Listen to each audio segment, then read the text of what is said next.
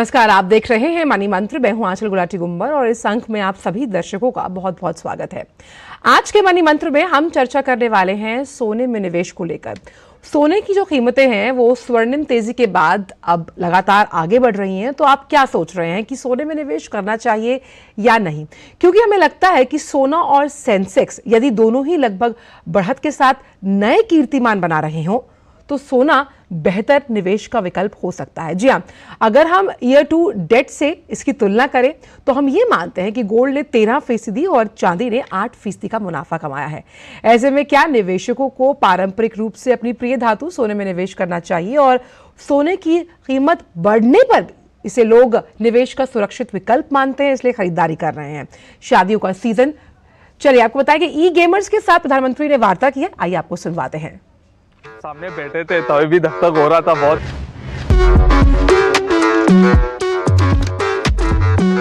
आप लोग एक दूसरे को कभी मिलते हैं या पहली बार मिले? नहीं मिलते हैं हम लोग। मिलते रहते हैं। मतलब आप लोगों का पुराना कारोबार है। तो जब आपको ये सूचना मिली होगी तो क्या लगा आप लोगों को? इस मोमेंट तक यकीन नहीं हो रहा था कि ये कुछ होने जा रहा है ऐसा। नहीं, पहले मिलेंगे फिर ही हम लोग सेलिब्रेट करेंगे, क्योंकि मालूम नहीं कैसे कब। हाँ, ऐसे आजकल तो फेक की दुनिया है ना। सर अभी भी नहीं लग रहा है कि आप सामने। अच्छा, होने दीजिए। मेरे को यकीन नहीं हुआ पहली बात तो कि आपने बुलाया। तो सर एक बार लगा कि जो आपसे ये बात करने का मौका मिलेगा डेफिनेटली हम लोग फ्रंट फुट में आ जाएंगे और हमारा जो सबका एक गोल है ना वो आज वैलिडेट हो गया सर। वो गेमिंग की जीत हो गई सर, आप बुलाए वो आज इंडस्ट्री जीत गई। जो थोड़े दिन पहले नेशनल क्रिएटर्स अवार्ड हुआ था, इवन उस टाइम को भी हमें यही लगा था कि फाइनली इतने सालों के बाद ऐसे लग रहा है कि क्रिएटर्स गवर्नमेंट इज रिकॉग्नाइजिंग हमारी क्रिएटिविटी। जो हम यूट्यूब पे करते, जो हमें लगता था कि हाँ हमारी लोग देख रहे हैं, फैंस देख रहे हैं, यही हो रहा है। बट आप लोगों ने उस क्रिएटिविटी वाले अवार्ड में भी अप्लाई किया था? मैं तो गया था सर। हम तो बिल्कुल आपके इतने दूर बैठे हुए थे, उसमें भी यकीन नहीं होता था। आप परिचय बता दीजिए पहले सबका। नमस्कार सर, मेरा नाम अनिमेश अग्रवाल है। मैं 28 साल का हूँ। मैं गुवाहाटी असम से हूँ। मैं बहुत ही यंग एज में पढ़ाई कर रहा था जब मैं सीए का। कोई यंग एज में पढ़ाई करता है? जी सर, वही मतलब कंपेयर टू कि अभी भी 28 साल का ही मैं खुद को यंग ही मानता हूँ, तो मैं और यंग की बात कर रहा हूँ। तो मैं सीए का पढ़ाई कर रहा था। मैं सीए फाइनल्स तक पहुंचा था और मैं सीएफए और एफआरएम की भी लेवल 1 दे चुका था। मैंने अपने माता पिता से 1 साल का ब्रेक मांगा था अपने पढ़ाई से गेमिंग की करियर को परस्यू करने के लिए। जब मैं 2018 में स्टार्ट किया, मैं सोच के पूछा था कि 1 साल मैं गेमिंग में पूरा दूंगा और कुछ बनने की कोशिश करूंगा। तो परिवार में क्या रिएक्शन आया? सर क्योंकि मैंने पढ़ाई करके रखी थी और मेरे पास बैकअप बहुत स्ट्रांग था कि गेमिंग में कुछ नहीं कर पाता, वापस जाके पढ़ाई कंटिन्यू कर पाता, तो इसलिए माता पिता हमेशा सपोर्ट किए हैं इस चीज़ को। और फिर मेरा गोल यही है कि मैं गेमिंग को इंडिया में आगे बढ़ाऊं और सबको, जो भी युवा फॉलो कर रहे हैं, हम सभी को, इतने बड़े बड़े इन्फ्लुएंसर्स को, उनको करेक्ट डायरेक्शन दिखाऊं गेमिंग से अच्छा क्या कर सकते हैं और उसी की तरफ काम आगे करने की कोशिश चल रही है सर। मुसीबत ये हो जाएगी कि जब भी अब कोई ठग बोलेगा किसी को भी तो आप दिखाई देंगे और कोई आपको देखेगा तो कहेगा यार ये तो अच्छे इंसान है, उसको ठग कैसे बोल रहा है? सर वो चीज़ लेकिन एक चीज़ अच्छी है कि गेमिंग में थोड़ा नाम बना लिया तो गेमिंग वाले लोग अब ठग से अच्छे नज़र से मुझे देख रहे हैं। ठग से ठग करेंगे। हाँ, और मैं दुनिया एकदम भी ठगी नहीं कर रहा हूँ सर। मेरा नाम अंशु बिष्ट है। वैसे मेरा गेमिंग नाम गेमर फ्लीट है सर। मैं आता हूँ हल्द्वानी, नैनीताल, उत्तराखंड से। तो मैं सर वैसे लोअर मिडिल क्लास फैमिली से आता हूँ। मेरे पापा एक प्राइवेट स्कूल में 30 साल तक उनने बस कंडक्टरी करी थी ताकि मैं और मेरी दीदी को वो स्कूल में पढ़ा सकें। मैंने थोड़े ट्यूशन्स पढ़ाने स्टार्ट करे बच्चों को, 1-2 जॉब्स ले रही, फिर अपना खुद का कंप्यूटर बनाया एक। सर आर्थिक स्थिति इतनी अच्छी नहीं थी तो उनका बनता है कि ऐसे सोचना कि आप समझ रहे हो ना कि आपका बच्चा बस कंप्यूटर में बैठ के चिल्ला रहा है दिन भर, क्योंकि सर थोड़ा होता है कि मतलब चिल्लाना इन द सेंस कि मतलब खुश होना, कि तभी लोग देखते तो खुश होते हैं ना कि अरे वाह इसको कितना मजा आ रहा है, तो उन्हें मजा आता है। यानी आपको एक्टिंग भी करनी पड़ती है थोड़ी बहुत, ताकि व्यूअरशिप बढ़े। तो हाँ सर करनी तो पड़ती है सर। सबसे बड़ा ब्रेक थ्रू क्या है आपको इस दुनिया में? सबसे बड़ा ब्रेक थ्रू सर कि मतलब अगर आपको पता चल जाए कि आप क्या करना चाहते हो इन दी एंड। सर जैसा आपका है कि आप देश को आगे ले जाना चाहते हो, आप देश को एक स्तर पे ले जाना चाहते हो बहुत, तो वैसे ही मेरा भी था कि मतलब मैं भी कुछ ऐसा करूं कि दुनिया वाहवाही करे। मेरा नाम नमन माथुर है और लोग मुझे मॉडल के नाम से जानते हैं। मैं पला बड़ा मुंबई में ही हूँ, नवी मुंबई में, और जब मैं 4 साल का था मेरे पापा गुजर गए थे।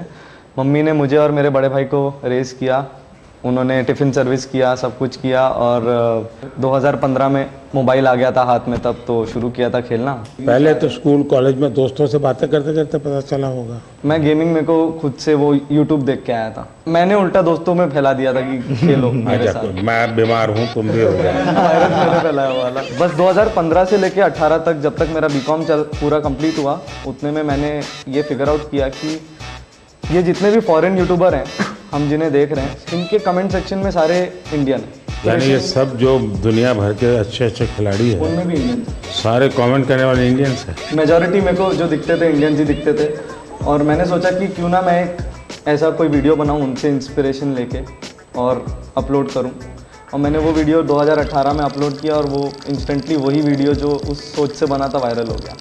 उसके बाद मैंने स्पोर्ट्स में रिप्रेजेंट किया इंडिया को, अनिमेश से मिला 2018 में। हम लोगों ने कंपनी भी शुरू की अपनी SATUL। इमॉर्टल नाम कैसे रख लिया? भारत में तो लोग इमॉर्टल की बात करते हैं। लोग सब जगह मैं देख रहा हूँ इमॉर्टल नाम रख रहे हैं, तो मैंने बस अच्छा कुछ नया कर इमॉर्टल कर दिया उसको। मेरा नाम पायल धारे है, सब लोग पायल गेमिंग के नाम से जानते हैं। मैंने इन सब के बाद स्टार्ट किया है और मैंने सोचा नहीं था कि मैं इंडिया की लीडिंग फीमेल क्रिएटर बनूंगी। मैं बहुत ही छोटे गांव से हूँ, मैं MP में एक छिंदवाड़ा करके जगह है, इंदौर के पास में ही है, तो मैं वहाँ की रहने वाली हूँ। मुझे गेमिंग में इंटरेस्ट था, बट घर पे फैसिलिटीज़ नहीं थी। 12th तक भी हमारे पास घर पे फ़ोन नहीं था खुद का, तो गेमिंग में थोड़ा थोड़ा इधर उधर देखते रहते थे, या दोस्त के जो भाई वगैरह है वो कैफेज जाते थे गेम खेलने, तो वहाँ से थोड़ा बहुत नॉलेज आया कि गेमिंग भी कुछ होता है। तभी के टाइम पे यूट्यूब पे गेमिंग पॉपुलर होने लगी थी इंडिया में भी, तो मैंने सोचा कि क्यों ना मैं भी इसको एक ट्राई दूँ और लड़कियों को भी एक ऐसा ऑप्शन मिले कि इसमें भी आप करियर बना सकते हो। लड़कियों का इसमें आना कितना संभावनाएं बढ़ती हैं। फिर सबसे बड़ी चीज़ यही है कि पेरेंट्स बहुत घबराते हैं कि बाहर जाके काम ना करें, एंड कई फैमिली में थोड़े रिस्ट्रिक्शंस भी होते हैं कि बच्चियों को मौका नहीं दिया जाता, तो उनके लिए ये बहुत ही अच्छा स्टेबल करियर ऑप्शन है। एंड जब मैंने शुरू किया था तो मेरे पास भी 100-200 ऐसे लड़कियों के मैसेज आते हैं कि हमने आपको देख के स्टार्ट किया, तो सर थोड़ा घबरा रही हूँ मैं। थोड़ी सांस लीजिए फिर बात करते हैं। मेरा नाम मिथिलेश पाटनकर है, मेरा गेमर नेम मिथपैट है। मैंने जो ट्राई किया है कि हमेशा से यूनिक कंटेंट देना है, एंड आई थिंक उसी की वजह से लोग मुझे पसंद करते हैं। तो गेमिंग, एंटरटेनमेंट, मिमिक्री, ये सब मिलके मैं बनाता हूँ मेरे वीडियो। पूरा सलाड बना देते। मैं चाहता था कि इंडिया से ऐसा कंटेंट मैं बनाऊं जो बाहर के लोग भी देखें, लोग अप्रिशिएट करें। आज से 2 साल पहले एक स्ट्रीमी अवार्ड्स होता है, बोलते हैं कि this is one of the best award. So international category में I was the only Indian to get nominated, and Los Angeles में अवार्ड होता है, so I got that award, and I think that is also one of एक बहुत proud opportunity थी मेरे लिए ये। नमस्कार सर, मेरा नाम तीर्थ मेहता है, मैं भुज कच्छ गुजरात से हूँ और मैं 2014 से हार्टस्टोन नाम की एक गेम है उसमें compete कर रहा हूँ। तो भुज में ये बीमारी कहाँ से आई? सर ये तो ऐसा है ना कि हर कोने कोने में फैली हुई है अभी तो। लोग आपको कच्छ में जानते हैं कि ऐसे कुछ कर रहे हैं आप? तो प्रधानमंत्री ने ई गेमिंग से जुड़े जो तमाम युवा हैं उनके साथ बात की। ये तमाम वो प्रमुख गेमिंग क्रिएटर्स हैं जिनका ये मानना है कि प्रधानमंत्री का जो दृष्टिकोण है ई गेमिंग को लेकर वो एक क्रांतिकारी बदलाव लेकर आ सकता है। तमाम ये यंगस्टर्स थे जो साफ तौर पर कह रहे थे कि ई गेमिंग के अंदर ये जो पूरा सेक्टर है इसमें कई संभावनाएं हैं, असीम आकाश हैं जब हम बात करते हैं तमाम उन विकल्पों की एक करियर ऑप्शन को लेकर। हमने देखा कि पहली जो महिला ई गेमर थी उनके साथ भी प्रधानमंत्री ने बात की और उनका मानना था कि ये एक अच्छा ऑप्शन हो सकता है, खास तौर पर जब हम क्रिएट करना चाहते हैं एक विजन को। प्रधानमंत्री के साथ बात करने में उन्होंने ये भी कहा कि किस तरह से तमाम ये जो गेमिंग इंडस्ट्री है, अगर हम इसका परिप्रेक्ष्य इस तौर पर देखें तो यहाँ पर जो तमाम दर्शक जुड़ते हैं वो हर आयु वर्ग के होते हैं और ख़ास तौर पर उनका जुड़ना इस बात की तस्दीक करता है कि ये बहुत ज़्यादा एक्सप्लोरेबल सेक्टर है। तमाम इन यंगस्टर्स ने अपने जीवन के कुछ अंश प्रधानमंत्री के साथ साझा किए कि क्या वजह रही कि वो इस सेक्टर में आए। उन्होंने गेमिंग को अपना करियर ऑप्शन चुना जिसमें साफ तौर पर यह था कि कैसे हम टेक्नोलॉजी के ज़रिए एक नया ऑप्शन क्रिएट करते हैं, एक नए विकल्प को साधते हैं जब हम करियर ऑप्शन चूज करने की बात करते हैं। हालांकि इनमें से कुछ ऐसे भी थे, जब नेशनल क्रिएटर्स अवार्ड हुआ वहां पर भी उन्होंने नामांकन दर्ज किया था। और प्रधानमंत्री की ये जो बातचीत है साफ तौर पर इस बात को दर्शाती है कि कैसे ई गेमिंग का जो बाजार है वो आने वाले और दिनों में विस्तारीकरण की ओर बढ़ रहा है। चलिए आइए बढ़ते हैं हमारे अब शो की तरफ। बात करेंगे मनी मंत्र में आज किस तरह से सोने में आप कर सकते हैं निवेश, क्योंकि हम जानते हैं कि शादियों का सीजन शुरू होने वाला है और ऐसे में जिनकी अगर शादी है वो लोग खूब खरीदारी करें, लेकिन सोने की जो कीमतें हैं वो लगातार बढ़ रही हैं। तो इस पूरे विषय पर आज हम चर्चा करने वाले हैं। हमारे साथ राहुल गुप्ता जुड़ेंगे, एक्सपर्ट हैं बुलियन मार्केट के। हम कॉलर्स की अभी इंतजार करेंगे जो हमारे साथ इस पूरे शो पर इस विषय की जानकारी से जुड़े तमाम सवाल करना चाहते हैं।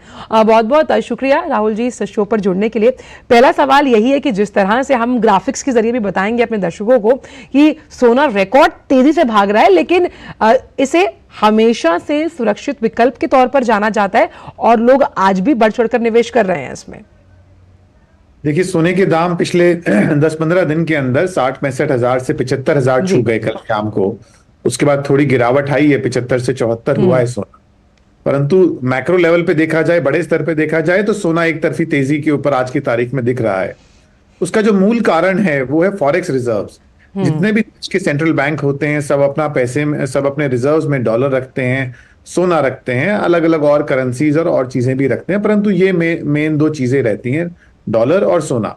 अब क्योंकि यूएस के अंदर रिसेशनरी ट्रेंड्स पिछले 5-7 सालों से दिख रहे हैं और उसके मद्देनजर रखते कई सारे देश डॉलर के अंदर अपना रिजर्व कम कर रहे हैं और उसी चीज को सोने के अंदर बढ़ा रहे हैं, जिसके रहते सेंट्रल बैंक एक तरह से सोना खरीद रहे हैं। अब इस सेंट्रल बैंक सोने की खरीदने की जो प्रक्रिया चल रही है पिछले साल 1.5 साल के अंदर, उसके रहते सोने का दाम बढ़े जा रहा है। कुछ गिरावटें आती हैं, जैसे कि हाल के अंदर जो ईरान इजराइल की जो लड़ाई की बात चल रही है उससे भी सोना बढ़ रहा था। अब उसमें जैसे ही 1-2 कदम पीछे हटते हैं तो उसके मार्फत वो दाम थोड़ा रुक जाता है या थोड़ा गिर जाता है। परंतु अगर मोटे तौर पे देखा जाए, बड़े तौर पे देखा जाए तो सोने के दाम इस समय बढ़ ही रहे हैं। और फॉरेक्स रिजर्व देशों के, जिसके अंदर प्राइमरीली सबके पास डॉलर होता था और देशों की करेंसी होती थी, तो अनिश्चितताओं को देखते हुए सेंट्रल बैंक्स अपनी एक्सपोजर को और देशों की करेंसी को घटाकर सोने में बढ़ा रहे हैं। जैसे कि अमेरिका के पास अंदाजन 8,100 टन सोना है और भारत के पास अंदाजन 800 टन सोना है। तो भारतीय फॉरेक्स रिजर्व जो कि $600 बिलियन है, उसमें से अंदाजन $54 बिलियन, अंदाजन 10% सोने में है। तो यदि भारत के सेंट्रल बैंक भी सोना खरीद रहे हैं, अमेरिकन सेंट्रल बैंक भी सोना खरीद रहे हैं, हर देश अपना सोने के अंदर सेंट्रल बैंक्स अमाउंट बढ़ा रहे हैं। और उसका दूसरा कारण एक भारत और चाइना की जो डिमांड है। भारत और चाइना सबसे बड़े गोल्ड के इंपोर्टर्स हैं। आम लोग सोने, भारत तो सोने की चिड़िया के नाम पर जाना जाता रहा है और आज के समय में भी जब जैसे जैसे लोगों की इनकम बढ़ रही है तो लोगों की खरीद और सोने के रिजर्व्स आम लोगों के पास भी बढ़ रहे हैं। तो उस मद्देनजर भारत की डिमांड बढ़ रही है, लोगों की डिमांड बढ़ रही है, वो भी एक इजाफा ला रहा है सोने के और चांदी के दामों के अंदर। तो ये तो 2 कारण है जिसके अंदर अभी कोई रुकने का कोई खास कारण दिखता नहीं है कि सोने के दाम अभी कोई रुकने चाहिए। ये बात जरूर है कि 4-6 महीने के लिए मान लीजिए 75 पे रह जाए, परंतु और मैक्रो लेवल बड़े तौर के ऊपर सोने के दाम यहाँ से अगले 1-2 साल तक बढ़ता ट्रेंड दिखता रहेगा, ऐसा मानना है। 80,000, 85,000, 90,000 के दाम आराम से 1-2 साल में देखने को मिल सकते हैं, ऐसा अभी दिख रहा है। भारत सरकार ने सोने की लोगों की खरीद देखते हुए गोल्ड बॉन्ड भी इंट्रोड्यूस करे हैं, जिसके अंदर आप ब्याज ले सकते हैं। यदि भारत सरकार के आप गोल्ड सॉवरेन बॉन्ड खरीदते हैं तो सोना भारत सरकार के पास रहता है और आपको सोने के टर्म्स में ही आपकी खरीदारी होगी, 100 ग्राम सोना या इस तरीके से, और उसके अंदर आपको उसके अंदर ब्याज भी मिलता है। और यदि आप वो लॉन्ग टर्म खरीदते हैं तो ब्याज इनकम टैक्स से भी एग्जेम्प्ट होता है। मतलब यदि आपने बॉन्ड खरीद 5 साल बाद उसकी रिडम्पशन है तो आप भारत सरकार से सोना जाकर खरीद सकते हैं सीधा, और यदि आप उसको कैश कर लेते हैं लॉन्ग टर्म बॉन्ड्स के अंदर तो आप इनकम टैक्स भी आपका एग्जेम्प्ट हो जाता है। अदरवाइज आपको 2.5% का ब्याज तो आपको साल दर साल मिलता ही रहता है। राहुल जी, क्योंकि हम लगातार बहुत से निवेश के विकल्पों पर चर्चा करते हैं इस शो के जरिए, लेकिन येलो मेटल पर लेकर जो एक आकर्षण है तमाम निवेशकों का, वो हमेशा से बरकरार रहता है। ऐसे में जब हम तमाम विकल्पों पर जिक्र कर रहे हैं, फिजिकल फॉर्म ऑफ गोल्ड तो है ही, लेकिन ETF और सॉवरेन गोल्ड बॉन्ड पर मैं चाहती हूँ आप थोड़ी रोशनी डालिए कि जिस तरह से ETF ने ज़बरदस्त रिटर्न दिया है, उस लिहाज से कैसे इसमें जो नया निवेशक है वो निवेश की रणनीति बना सकता है।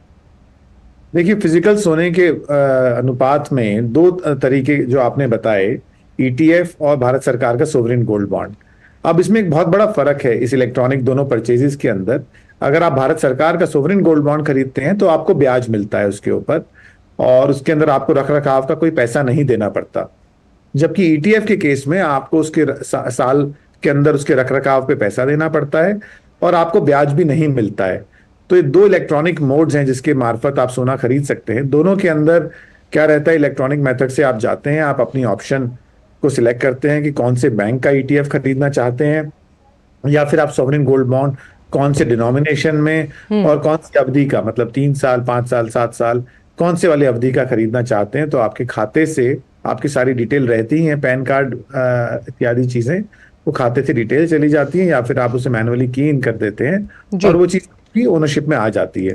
दोनों में से किसी को भी आप बेचते हैं तो कैपिटल गेन्स टैक्स आपके ऊपर लगता है, और जो ब्याज है जो साल दर साल आपको आता है उसके ऊपर भी इनकम टैक्स लगता है यदि आप भारत सरकार का सोवरेन गोल्ड बॉन्ड खरीदते हैं। हाँ, एक फर्क और है कि जो ETF है उसके दाम आपको कंप्यूटर के ऊपर एक्सचेंज के मार्फत हर समय दिखते रहते हैं, जबकि जो सोवरेन गोल्ड बॉन्ड है जब भारत सरकार बेचती है तो मान लीजिए आपको 5 दिन की या 10 दिन की अवधि देती है भारत सरकार, और वो दाम आपका एक तय कर देते हैं जी। तो उस दाम भी लोगों को बहुत फायदा हो जाता है, क्योंकि सोने का दाम बढ़ते ट्रेंड में है, तो आप दाम बढ़ जाता है, खरीदते खरीदते ही आप मुनाफा बुक कर लेते हैं, तो काफी फायदा रहता है।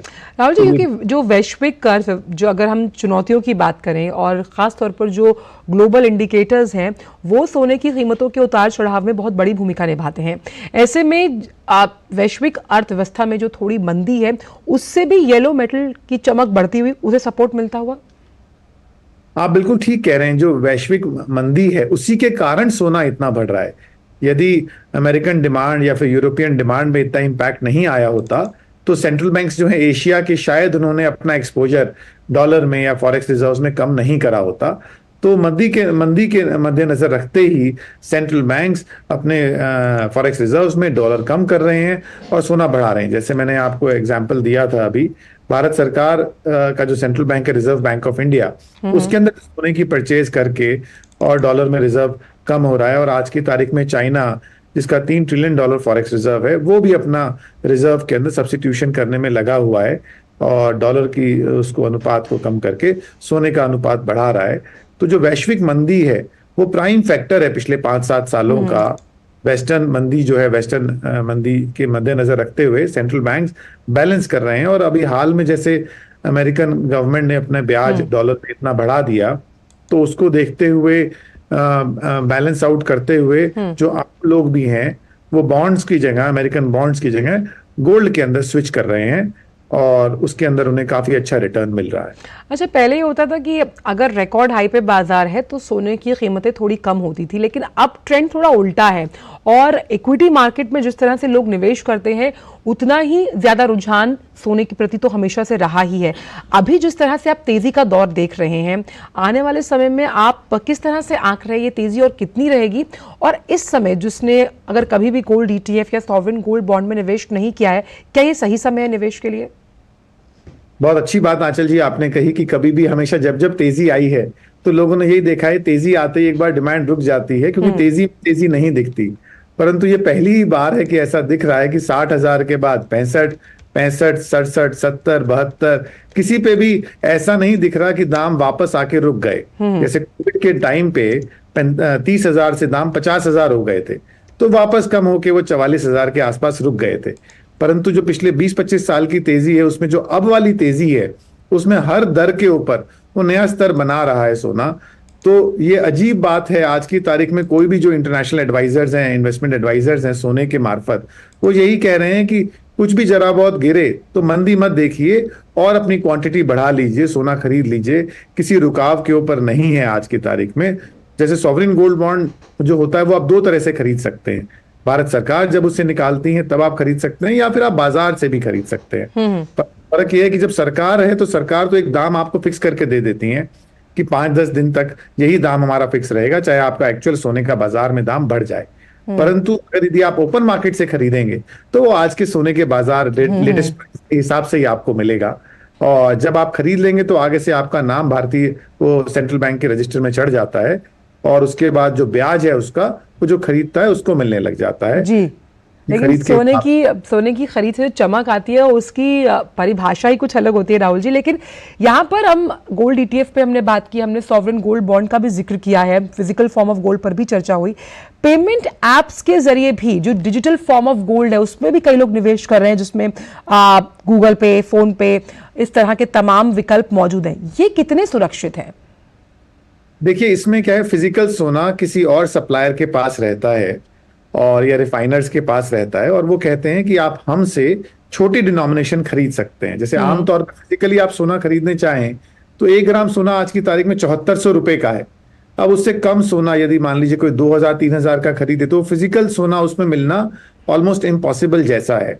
तो कुछ व्यवसायियों ने, सोने की रिफाइनर्स ने ये मेथड बनाया कि वो फिजिकल सोना आपके लिए स्टोर कर रहे हैं, और आप छोटी डिनोमिनेशंस में UPI के मार्फत या फिर अदर पेमेंट ऑप्शंस के मार्फत छोटी डिनोमिनेशन 2000, 5000 और 1000 इतनी छोटी डिनोमिनेशंस का भी सोना खरीद सकते हैं।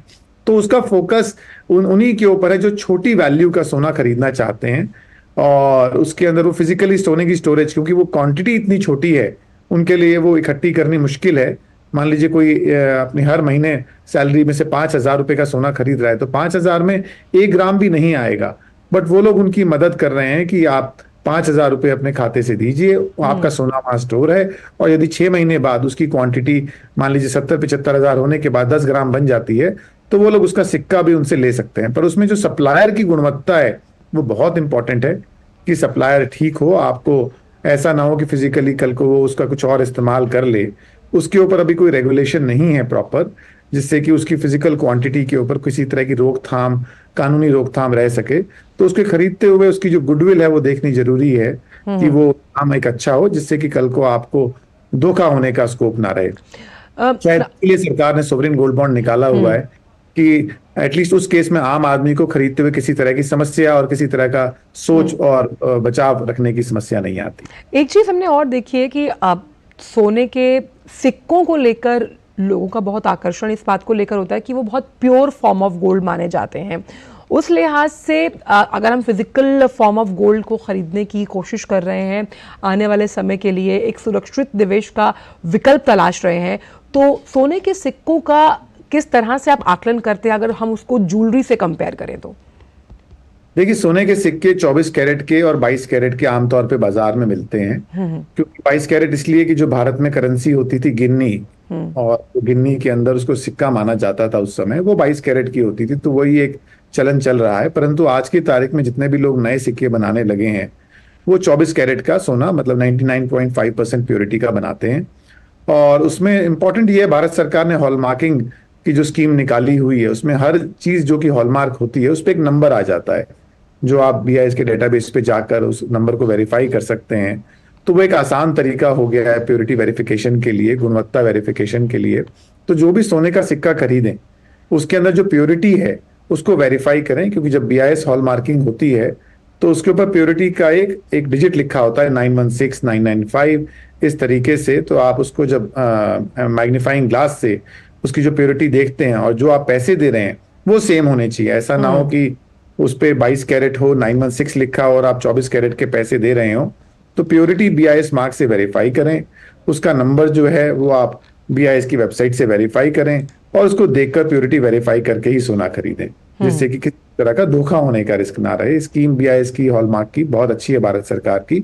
इससे जो एक समस्या थी आम आदमी के मन में कि मैं ठग ना जाऊं, वो खत्म हो चुकी है आज की तारीख। यानी जब हम इन्वेस्टमेंट पोर्टफोलियो की बात करते हैं, उस पोर्टफोलियो में अगर हम कुछ शेयर्स यानी इक्विटी मार्केट में SIP के जरिए अगर निवेश कर रहे हैं तो गोल्ड को कितना ज़्यादा तरजीह जो है वो दी जानी चाहिए जब हम एक पोर्टफोलियो को बनाने का जिक्र करते हैं? तो देखिए, आज की तारीख में सोना जिस ट्रेंड पे है, जब सेंट्रल बैंक्स जिनका हाईएस्ट स्टेक होता है वैल्यू स्टोर करने का, जब वो इतना खरीदने की स्प्री में है, तो उस सिचुएशन में मुझे लगता है 30 से 35% आज की तारीख में गोल्ड में एलोकेशन अगले 3-4 साल तक रख सकते हैं। उसमें अच्छा इजाफा मिलना चाहिए, इन्फ्लेशन का अच्छा हेज रहना चाहिए, क्योंकि आज की तारीख में इन्फ्लेशनरी ट्रेंड हाई है दुनिया में। तो इस तरह की वैल्यू में स्टोर करना कि जिससे कल को आप उसे स्विच करें तो आप इन्फ्लेशन में बैलेंस हो सके। मान लीजिए जो चीजें हैं, अगर आपको कुछ खरीदना है तो उसके भी दाम बढ़ रहे हैं, सोने के भी दाम बढ़ रहे हैं, तो उससे अगर आपको स्विच करना है तो आपको इन्फ्लेशन की मार नहीं पड़ती है। तो मेरा मानना है 30-35% अगले 4-5 सालों तक सोने में निवेश का जो परसेंटेज है वो मेंटेन रहने से अच्छा इन्फ्लेशन का भी हेज है और अच्छा रिटर्न आने का भी संभावना बिल्कुल। तो आपात स्थिति की अगर बात हो तो सोना मदद करता है। सोना एक सिक्योर विकल्प है जब हम निवेश की बात करते हैं, और समय रहने पर उसकी कीमतें लगातार उसमें इजाफा होता रहता है। बहुत बहुत शुक्रिया राहुल जी इस तमाम बातों को इस मंच से साझा करने के लिए और हमारे शो पर आने के लिए। तो मनी मंत्र में हम चर्चा करते हैं कि लगातार कुछ ऐसे विषयों को उठाएं जहां पर जो आपके पर्सनल फाइनेंस है, निजी निवेश से जुड़ी तमाम बातें यहां पर हो। अगले हफ्ते भी एक ऐसे ही टॉपिक के साथ हम मिलेंगे। तब तक के लिए हमारी पूरी टीम को दीजिए इजाजत। नमस्कार।